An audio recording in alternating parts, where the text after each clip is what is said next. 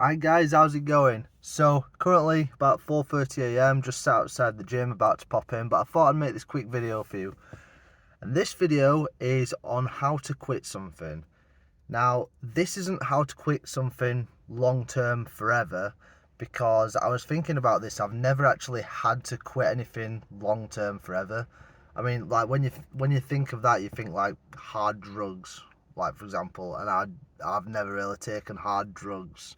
So I haven't had a need to quit anything forever, but I do think sometimes it's good to quit stuff short term.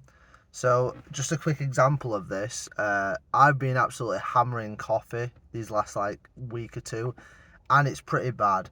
Like 1 to 2 cups every day, I guess. Maybe like a monster in there, which is obviously that's too much caffeine. So I'm gonna show you how you can get rid of this, stop being addicted to something like this, and basically remove it from your life, at least temporarily. I mean, you can do this with other stuff like sugar, video games, chocolate. I don't know. You can do it with whatever, really. My experience with this is obviously the 75 hard that I did. That's where you have to quit stuff for 75 hard, form new habits, and yeah. So, how am I going to quit coffee?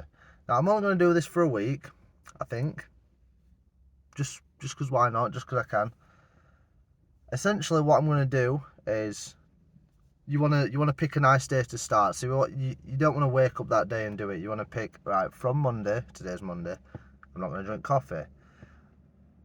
Essentially, what you want to do is you want to remove coffee, but once you remove it, you've now got a big void, a void of like, something that you're used to doing every day, and now it's just open. So it's like, oh, it doesn't really work. So what you have to do is you have to replace it with something. Now, obviously, there's different levels to this. You can replace it with, essentially, what you can do is replace it with either decaf coffee. Actually, no, before you even go to decaf coffee, you can go with something like tea, because tea's got obviously still caffeine in, but it's just got a little bit of caffeine in.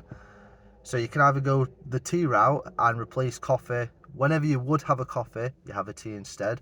Obviously a lot less caffeine. Or you can go a step further, decaf coffee, which I'm pretty sure has no caffeine in. Maybe it has a little bit. So you can obviously go decaf coffee, which is near enough the same as coffee, just without the caffeine. Or you can go water, for example, or just basically what you want to do is, instead of fully removing it, well, you want to fully remove it, but you want to replace it with something else. I would recommend, some people say, have like a bit of balance, like, like every 3 days you can have a coffee, or every couple of days you can have a coffee. But I've always found, and this seems to work with me with everything, you have to fully remove it. So, for example, video games, I can't just say, oh, on Saturdays I'll play an hour of video games, or every day I'll only play an hour, because then you're almost like feeding your dopamine, if that makes sense.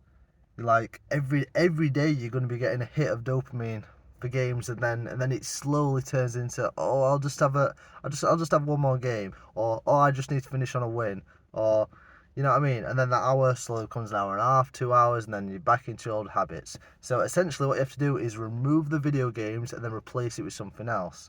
It's obviously hard to replace it with something that matches the amount of dopamine you're getting from it. So for example, if I remove video games, and instead of doing video games, I'm doing like video editing. Now, for when you're doing video editing, or like YouTube, or anything, you don't get the same amount of like dopamine from it. So it's kind of hard to replicate, the thing that you're taking out and putting in. But what this comes down to is just improving your discipline. If you can have discipline to, essentially remove it, fill it in, and then continue doing it, then that essentially works. Like I said, I'm doing this for a week. The reason for this is I think it's good and this is why it doesn't work long term. I think it's good short term to have a day or a date where you know you can have another bit of coffee, or for example, because like when I did 75 hard, I knew that whatever it was it like 23rd of April? So from January 1st to 23rd of April, I knew 23rd of April I could just do whatever I want. But there has to be an end goal. If there isn't an end goal, if I just say, yeah, I'm quitting chocolate, like it's just essentially too hard, because your brain can't process like it's gone forever, never again in your life. You're living another 60 years, no more chocolate ever. You know what I mean? Or if you say like a week, for example, maybe I do this week and then go back on it for a little bit and then do a month. You see what I mean? You can, but essentially the best way to do is just remove it, and then have an end goal. But yeah, that's this video on how to quit stuff. Let me know what you thought, and I'll see you in a bit.